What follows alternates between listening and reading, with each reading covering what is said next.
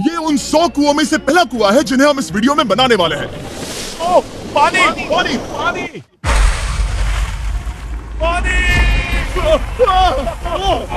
आपने अभी अभी केन्या के एक छोटे से गांव को पीने के पानी का अनलिमिटेड सप्लाई मिलते हुए देखा, वो भी सिर्फ 1 सेकंड में। अभी एक कुआं बना है और 99 बाकी है। आपको ये वीडियो बहुत पसंद आएगा। इन 100 कुओं को मिलाकर 5 लाख से ज्यादा लोगों को पीने का ताज़ा पानी मिलने वाला है। केन्या की इस साइट पर कुछ कुएं बनाने के बाद हम नाइरीरी स्कूल सिस्टम के साउथ में गए और कह सकते हैं कि उन्हें हमसे मिलकर बहुत खुशी हुई। क्या हाल है? मैंने ऐसा नहीं सोचा था। स्वागत के लिए शुक्रिया। समझ नहीं आता कैसे रिएक्ट करूं। बहुत बहुत शुक्रिया दोस्तों। हमारे आने पर इस गांव ने हमारा जोरों से स्वागत किया और नोलन इसमें थोड़ा खो गया।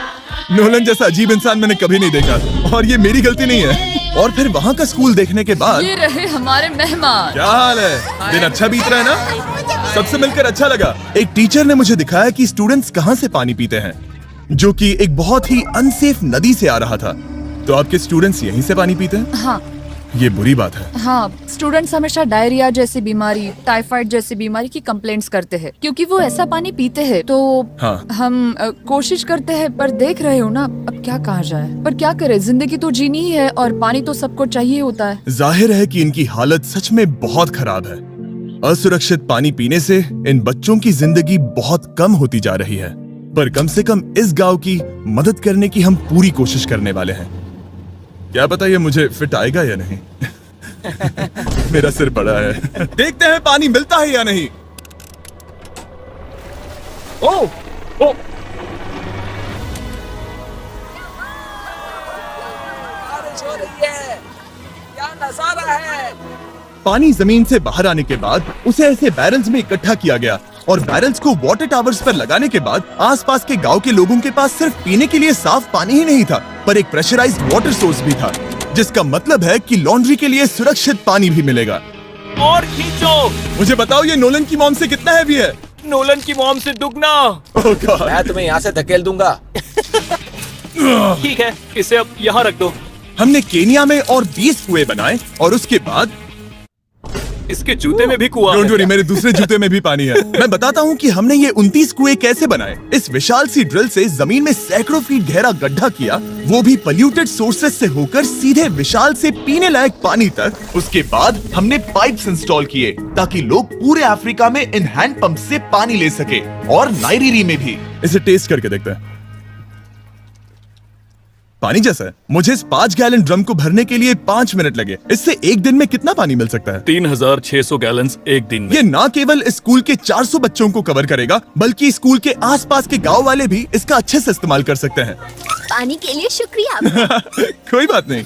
ये पंप नॉन स्टॉप 30 सालों तक चल सकता है।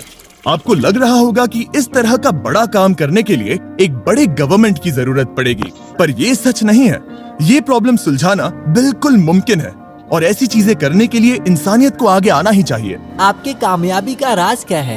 सच कहूँ तो ऐसा कुछ खोजो जो तुम्हें करना पसंद है, उसे लंबे समय तक करो और तुम्हें कामयाबी जरूर मिलेगी। मैं इसे बहुत करीब लाने वाला हूँ, देख रहे हो? मजेदार है ना? जरा ऊपर देखो, वो रिकॉर्ड कर रहा है। ठीक है, मैं इसे करीब लाने वाला हूँ। ठीक है। हाँ, तुम खुद को देख सकते हो। हम इस गांव के लिए भी कुआं बना पाए, इस गांव के लिए भी और इन दूसरे 12 गांवों के लिए भी। और जब हम ये पंप्स लगा रहे थे, तब हमने यहाँ के एक स्कूल को नए कंप्यूटर से अपग्रेड भी कर दिया। बच्चों को ये कैसा लगा? शुक्रिया, सच में उन्हें ये बहुत पसंद आया। खुशी है कि सब ठीक से हो गया।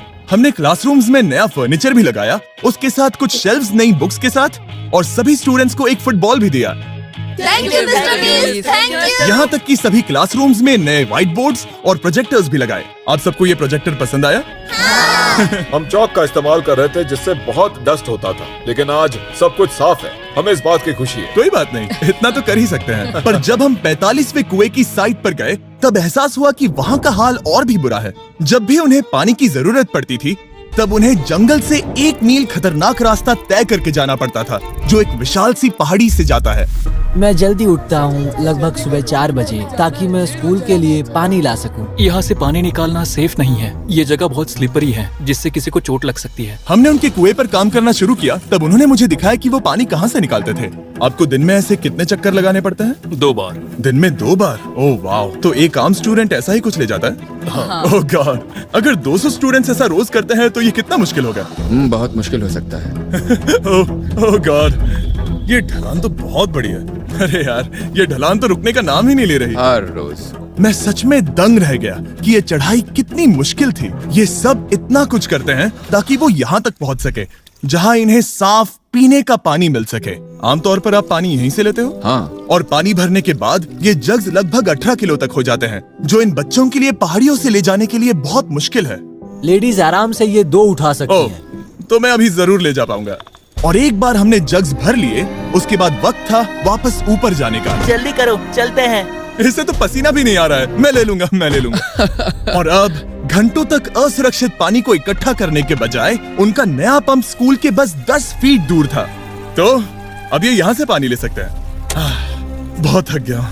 और फिर हम गए हमारे अगले गांव में, जहां हमने बनाया हमारा 46वां कुआं। पर हमें एक प्रॉब्लम से गुजरना पड़ा। हमने देखा कि ये गांव आधे से बटा हुआ है, वो भी इस खतरनाक सी नदी से। ये अभी इतनी खतरनाक नहीं लगेगी, पर जब बारिश का मौसम आता है, पानी ऊपर तक आकर इस पुल को पूरी तरह से निगल लेता है। और ये पुल इसलिए इतना जरूरी है क्योंकि वहाँ जो गांव है, वहीं पर सभी हॉस्पिटल्स और स्कूल्स हैं, इसलिए यहाँ से रोज गुजरना पड़ता है। ये खतरनाक है, लेकिन इस पुल के अलावा इनके पास और कोई ऑप्शन नहीं है। जब ये नदी उफान पर होती है तो ये किसी को भी बहा ले जाती है, लोग, स्टूडेंट्स, यहाँ तक कि जानवर। हाल ही में इस नदी को क्रॉस करने की कोशिश में हमने 3 लोगों को खो दिया। इस तरह किसी की जान जाना पागलपन है और हम इसे स्वीकार नहीं कर सकते। और जिस पल हमने इस बारे में सुना, तब हमें मदद करनी ही पड़ी।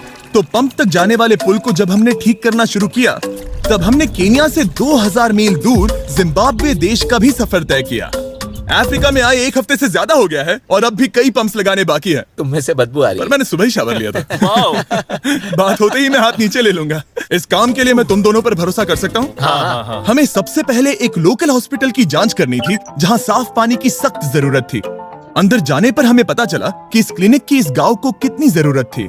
1 साल में यहाँ पर कितने बच्चे जन्म लेते हैं? 1 महीने में करीब 50। इसका मतलब 1 साल में पूरे 600। वाह!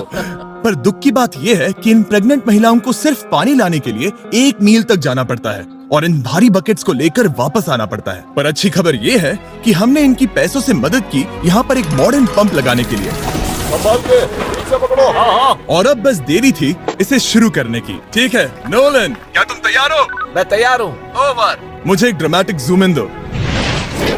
नोलन, मैंने बटन दबा दिया है, ये काम कर रहा है?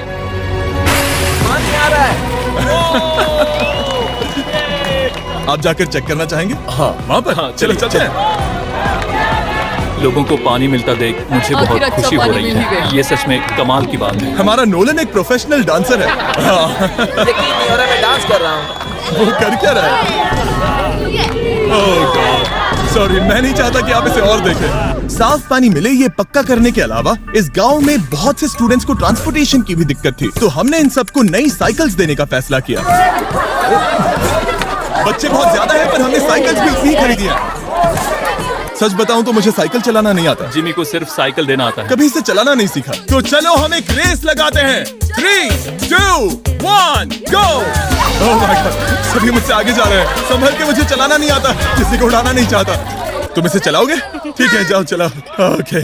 और इन्हें साइकिल्स देने के बाद हमने तब तक पंप्स लगाए जब तक हम पहुंच गए कुआं नंबर 69 तक। ये कुआं सोलर पावर्ड है, जो गांव के किसानों के लिए खास बनाया गया है, ताकि इनकी फसलों और जानवरों को जरूरत से ज्यादा पानी मिल सके। चाहे गर्मी हो या फिर बिजली ना हो, इससे कोई फर्क नहीं पड़ेगा। और एक पैनल है 200 वॉट्स का, जो एक पंप से जुदा है। ये पंप हर घंटे 5000 लीटर पानी खींच सकता है। बेसिकली ये अनलिमिटेड पानी का सोर्स है इस पूरे गाँव के लिए।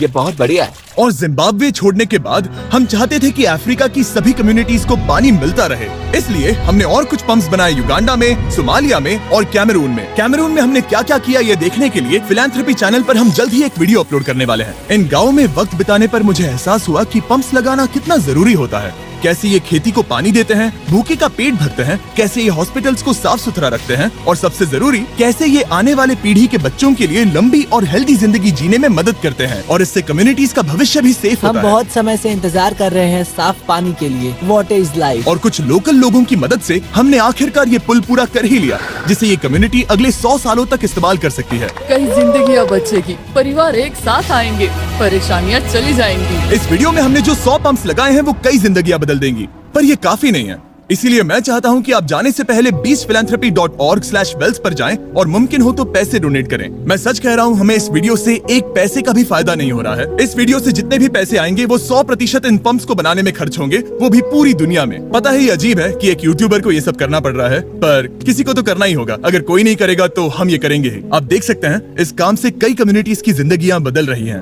और फाइनली 100वां पंप। ओह माय गॉड, मुझे माफ करना।